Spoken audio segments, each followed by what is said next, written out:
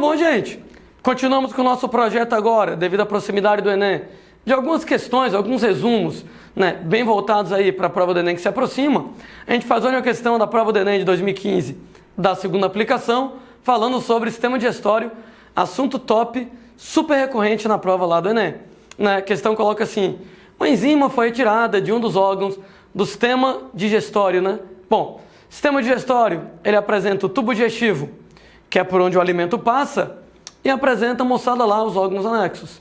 Os órgãos anexos, o alimento não passa por eles, eles apenas auxiliam no processo de digestão.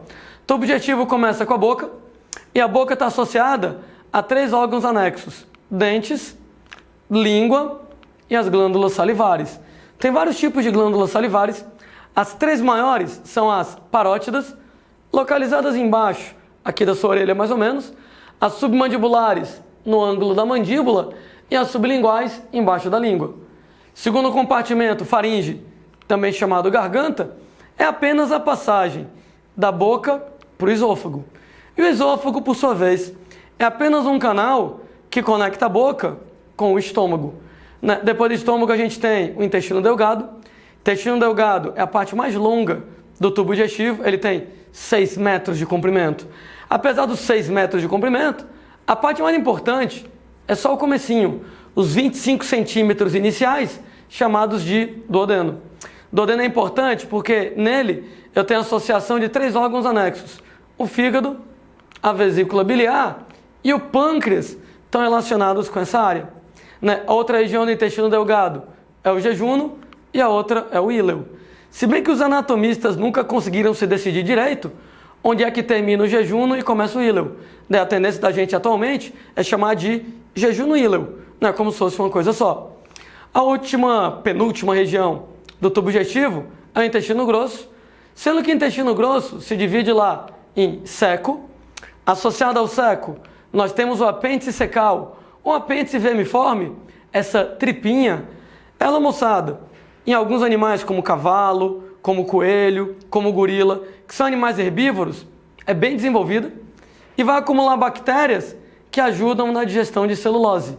Entretanto, em nós que somos onívoros, nós não vamos digerir celulose, o apêndice secal ele é atrofiado, não serve para nada, daí ele é um órgão vestigial, lá das aulas de evolução. Só serve para dar apendicite. Tudo bem, Ele produz uma pequena quantidade de células de defesa, mas tão pequena que não faz diferença para você. Ele é um órgão vestigial. Segunda região do intestino grosso, ela é o cólon, e o cólon se divide em 4 regiões: cólon ascendente, a parte que sobe; transverso, que vai da direita para a esquerda; descendente, a parte que desce; e sigmoide, que faz uma curvinha, e daí você tem o reto. Então, o intestino grosso é seco, cólon e reto. E, moçada, depois do reto, o ânus, porção final do tubo digestivo. Desses compartimentos todos que a gente descreveu, 3 são os mais importantes. Boca. A boca é responsável pela mastigação e pela insalivação, onde mastigação é a digestão mecânica pelos dentes. Os dentes trituram o alimento para aumentar a superfície de contato com as enzimas digestivas. Então, a mastigação tritura o alimento para facilitar a ação das enzimas digestivas. E a insalivação é a digestão química pela saliva. Saliva age na boca, principal enzima dela é a pitialina ou a amilase salivar, que digere amido em maltose. Cuidado, que isso aí é apenas a digestão inicial do amido. Por quê? Porque eu vou quebrar primeiramente o amido em maltose e lá na frente eu vou ter que quebrar maltose em glicose. Maltose eu ainda não consigo absorver. Então, a boca é apenas para a digestão inicial dos carboidratos, quebra amido e maltose.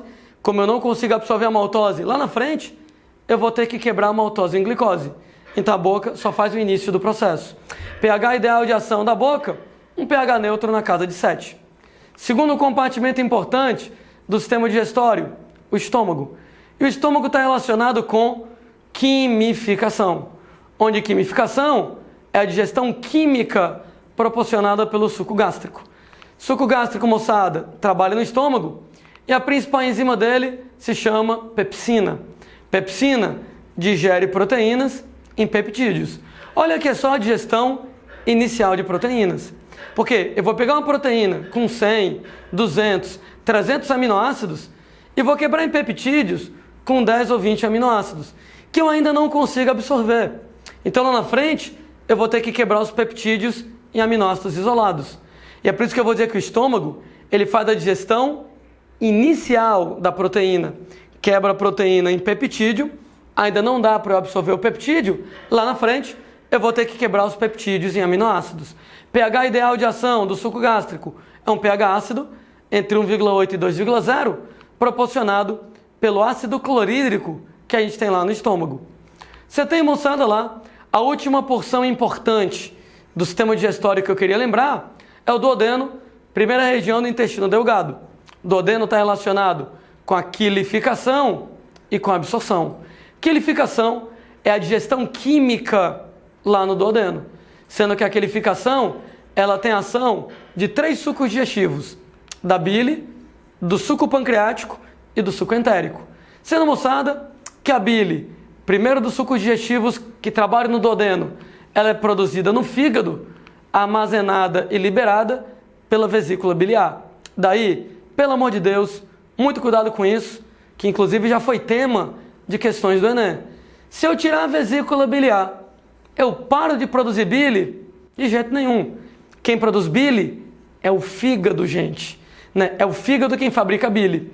A vesícula biliar apenas armazena e libera a bile.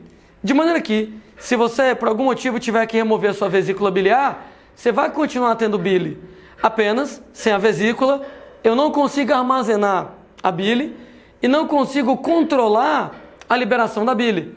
A bile, ela passa a ser liberada continuamente. Numa pessoa que tem a vesícula, algumas horas você libera a bile, outras horas você não libera. Mas numa pessoa cuja vesícula biliar foi removida, o fígado agora fica lançando bile o tempo inteiro lá no duodeno. E qual seria o prejuízo? Bom, bile é o único suco digestivo sem enzimas. Aliás, esse negócio de único é a cara de vestibular. Um único suco digestivo sem enzimas é a bile.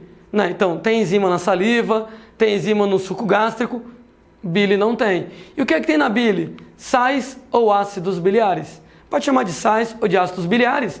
E o papel disso é a emulsificação dos lipídios.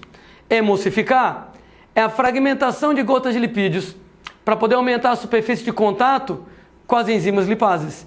E também a solubilização dos lipídios em água. Era uma vez uma gota de gordura. Se a gota é grande, a superfície de contato com as enzimas ela vai ser relativamente pequena. Se eu fragmento aquela gota de gordura, eu aumento a superfície de contato com as enzimas digestivas. Então, com isso, as enzimas elas conseguem digerir o lipídio de maneira mais completa. E o diacho lá dos sais biliares ajuda a permitir a interação entre o lipídio e a água, solubilizar os lipídios em água. Na pessoa cuja vesícula biliar foi removida, qual é o prejuízo para a vida dela? Ora, uma pessoa com vesícula, às vezes tem bile, às vezes não tem. Quando eu não preciso da bile, não tem bile. Quando eu preciso da bile, tem bile pra caramba. Mas uma pessoa cuja vesícula biliar foi retirada, você libera bile o tempo inteiro. Então a quantidade de bile é constante no duodeno. O que quer dizer que quando eu não preciso de bile, ela está lá. E quando eu precisava de muita bile, tem aquela quantidade mediana de sempre.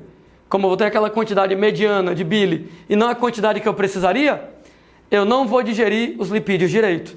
De maneira que o prejuízo para alguém cuja vesícula biliar foi removida é que quando precisava da bile em grande quantidade, tem aquela mesma quantidade mediana de sempre, não digere os lipídios direito. Então, se você não digere o lipídio, você não absorve os lipídios, o que inclusive prejudica a absorção de vitaminas lipossolúveis, e esses lipídios, eles acabam lubrificando as fezes e facilitam a ocorrência de diarreia. De maneira que uma pessoa cuja vesícula biliar foi removida tem que maneirar na ingestão de gorduras, né? Porque sem a bile de maneira adequada, você não emulsifica os lipídios, você não digere os lipídios de modo apropriado. Então tem que comer menos gordura. Segundo suco digestivo que trabalha no duodeno é o suco pancreático. Suco pancreático, claro, ele é produzido no pâncreas e as principais enzimas são tripsina. Tripsina trabalha que nem a pepsina, digere proteínas em peptídeos. Notem que é apenas a digestão inicial de proteínas. Depois eu vou ter que quebrar os peptídeos em aminoácidos. pH ação ideal de ação do duodeno. Ele é um pH básico, entre 7,8 e 8,2. Isso é proporcionado por bicarbonato de sódio, fabricado pelo próprio pâncreas. Outra importante enzima que eu tenho no suco pancreático é a amilase pancreática. Ela digere amido em maltose, ela promove a digestão inicial de carboidratos. Alguém briga comigo? Já não tinha pitialina? Já não tinha amilase salivar na boca? Por que precisa de amilase pancreática? Porque você passa pouco tempo mastigando. Quanto tempo você mastiga o alimento até engolir? 10, 15 segundos? Não dá tempo de digerir o amido inteiro. Inclusive, a amilase pancreática, ela é mais importante do que a amilase salivar. O alimento passa pouquinho tempo na boca e passa mais tempo no duodeno. Mas volto a dizer, amido vai virar maltose. Depois eu vou ter que quebrar a maltose em glicose para poder absorver a glicose. Maltose ainda não dá para absorver. Você vai ter ainda lipase pancreática, que vai digerir gorduras e óleos em ácidos graxos e glicerol. Vai promover a digestão de lipídios. Percebam que é a primeira enzima que trabalha para digerir lipídios. Na boca, eu só digeri carboidrato, amido em maltose. No estômago, eu só digeri proteína, proteína em peptídeo. E agora, lá no duodeno, eu vou digerir tudo. Eu vou digerir amido, proteína e vou digerir lipídios. Vou digerir lá óleos e gorduras em ácidos graxos e glicerol. O último suco digestivo a trabalhar no duodeno se chama suco entérico, entero, quer dizer intestino, e ele é fabricado no próprio duodeno. As principais enzimas, enteroquinase. A enteroquinase, ela ativa o tripsinogênio, que é a versão inativa da tripsina, em tripsina. Quer dizer que, na verdade, o suco pancreático não vem com a tripsina pronta. Ele vem com o tripsinogênio, que é inativo. Precisa dessa enzima do suco entérico para ligar a tripsina, para a tripsina trabalhar. Nós vamos ter maltase. E a maltose digere maltose em glicose. Finalmente, né, moçada? Até agora, eu tinha quebrado amido em maltose, a digestão inicial de carboidratos.